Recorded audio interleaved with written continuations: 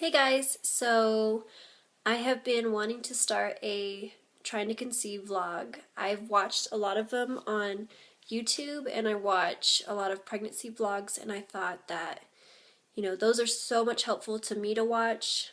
Maybe I can help other people with my story, or maybe, it'll just be a nice place to vent and to talk to people. There's a lot in the YouTube community that's going through the same thing, and I don't know anybody personally that's trying to conceive or having a hard time trying to conceive. So, a little history about me. I just turned 26. I'm married. We've been married for almost 4 years now, and we have a 5.5-year-old daughter. 5.5. I've known my husband, we've been together for over 7 years, and I've known him since 2003, so about 10 years, almost 10 years. So we are trying for our second child. We're having a little bit of a hard time with that. This month is going to be cycle 11. And I'll explain that because cycle 11 of actively trying to conceive. We've been trying to conceive since the beginning of 2011. We started talking about a second child in 2010, which is funny because I just seen on my Facebook if you ever check your activity logs and you can look back to when you first started Facebook, and you could see your statuses, everything, what you commented on, what you liked. And there's a status I put up on November 2010. And it was something along the lines like, get ready for the holidays, gonna have a great Christmas, and then we're gonna try for our November baby and have our November baby for 2011. And that just goes to show, when we started talking about it and how naive a little bit I was to think that I would get pregnant right off the bat and we would have our second child easily. With our first child, our daughter, it took 9 months to get pregnant. I wasn't checking my cervical mucus. I wasn't doing OPKs.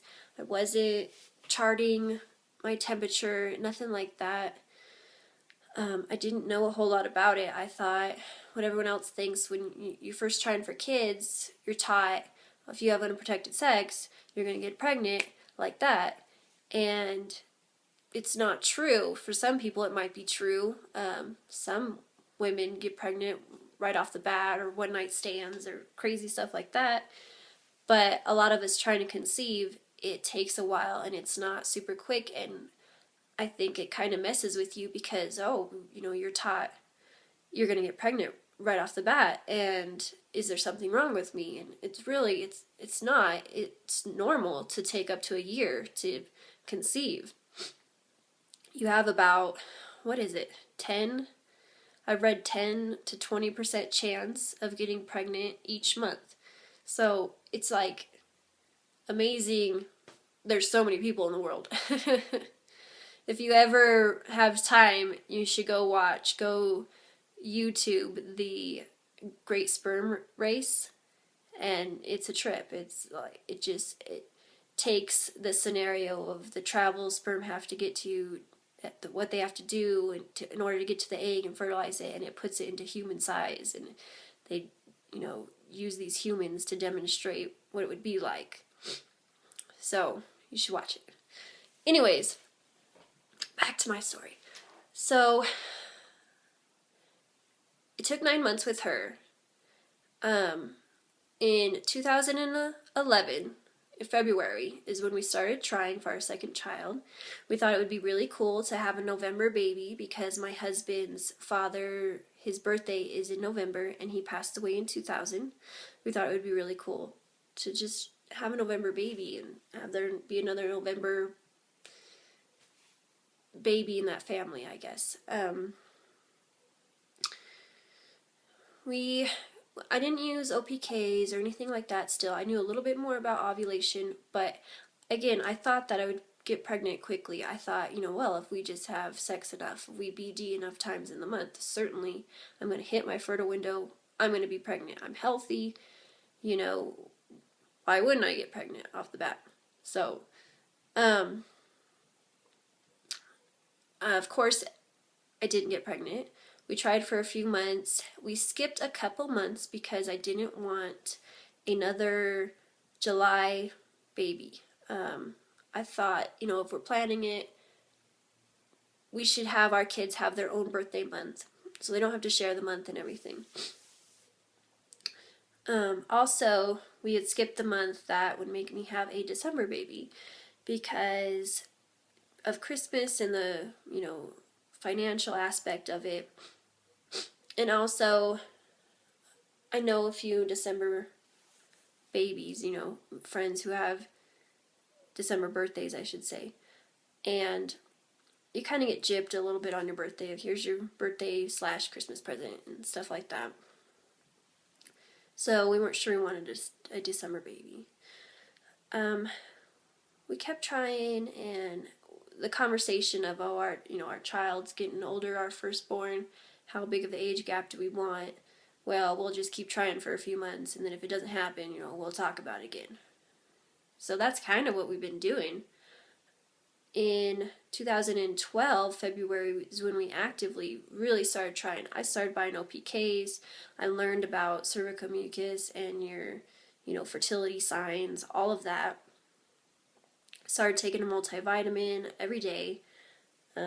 I didn't want to start off with a prenatal vitamin like a lot of TTCers do, just because those vitamins are so packed full of stuff because it's for you and the baby. I didn't want to overload it on too much, vitamins, too much iron, stuff like that. So I just did the multivitamin. And we kept trying. I started out using the first response digital OPKs, which I don't really recommend. Once you get your positive, the machine shuts off and you can't use it. It doesn't matter if you've got 10 sticks left. It doesn't matter if you got 1 stick left. If you don't get pregnant that month, you got to buy a new one to use those sticks. So I changed to Answer, the Answer brand, and it was the dip sticks. Which I haven't had any problems with it. The first month using it, it was kind of like, is the line as dark as the control line? Is it, does that mean it's dark enough? And I Googled some pictures of what a positive does look like with that brand. So then I had a better idea. And then when I did get my positive, it was like, oh, okay, well, that's a positive. Like, no question about that. So, obviously, I didn't get pregnant. This February, last month, February 2013, is when, we really started giving it our all. And we're like, I was doing my vitamins still. I looked into, fertility massage. I was doing fertility yoga, which, those things might sound a little crazy, but when you've been trying for so long and you've heard success stories from people, who have done them, it's like, I'm going to give it a try, And what else did I do? I did the pineapple core thing, which from 1 DPO to 5 DPO, you eat a part of the pineapple core.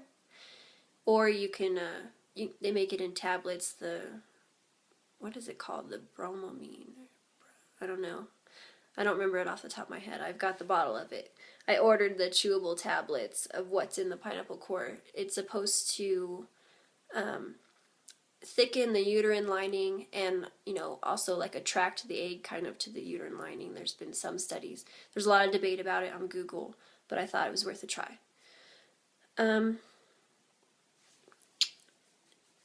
What else? I try to relax throughout the month. You hear, oh, you just relax and it's going to happen. I really tried that, spent some time, we did massages and, really just tried to not stress about it. When my period came, it was a big blow to us. It was kind of a little bit of a breaking point.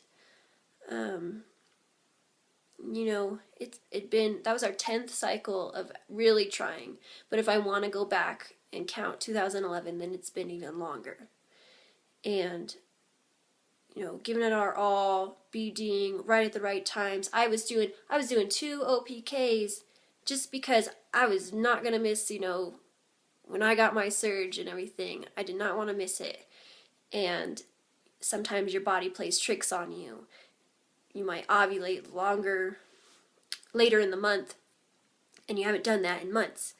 And so it's like, oh, is this my real ovulation or not? And there was one month where we BD'd right around my fertile window that had been my fertile window for months. And I was taking an OPK, but I didn't want to rely on the OPK. And of course, it was like more than a week later than normally, that's when I got my positive. It was like calendar day 23. So, threw everything off, threw the whole month off, didn't get to BD right at the right time because we were so busy BDing earlier in the month when I had been ovulating for months. So, I was doing 2 OPKs. And still, it didn't happen. So, anyways, sorry, I'm just venting a little bit. This is going to be our 11th cycle of actively trying. My husband had ordered some fertile aid for men. He started that last week. We haven't got a sperm analysis done. We were talking about it. He doesn't have insurance, so I've seen good prices and I've seen expensive prices. I don't know if we're going to do it or not. We might give the fertile aid a go and then look into it. I don't know about that yet. The fertile aid takes at least 3 months to work because sperm takes 72 days to mature and be ready to fertilize an egg. So we're kind of taking the next couple months off a little bit. We're still trying to conceive, but we're not going to let it consume the whole month. I still have a few OPK sticks left with my clear blue, which, by the way, I love the clear blue one. It's so much better than the first response one. You can reuse it. Once you get your positive, you could check the next day to see if it's still positive. You can kind of figure out how long your LH surge really lasts for. And if you got sticks left over for the next month and you don't get pregnant, you can use those sticks and you don't have to go out and buy, another OPK kit. You don't have to spend $40 right away on another digital one. And a lot of women do the internet cheapies and everything. I never got into that. I thought, with the answer ones, I was reading the lines and everything, and I really prefer the digital ones when we can afford the digital ones. So, that's kind of my story. Like I said, we're kind of going to take the next couple months a little bit lighter. I'm not going to let it consume the whole month. Not going to be freaking out or, counting down the days in the 2-week wait or taking any pregnancy tests early on or nothing like that. There's been things I've been putting off because I've been trying to get pregnant. Like, I used to work out all the time, and I haven't really been doing that because it's like, well, I shouldn't be doing this workout if I could be pregnant. And like tanning and stuff like that. Oh, you don't want to be tanning and laying in the bed thinking, oh, well, I might be pregnant right now. So just stuff like that I'm just not going to worry about for the next couple months. We really do want a second child.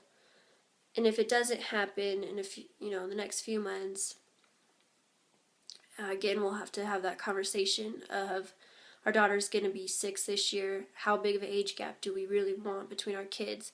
And maybe one child is all we get. And we're grateful to have the child that we have. I know there's some women that can't have any kids.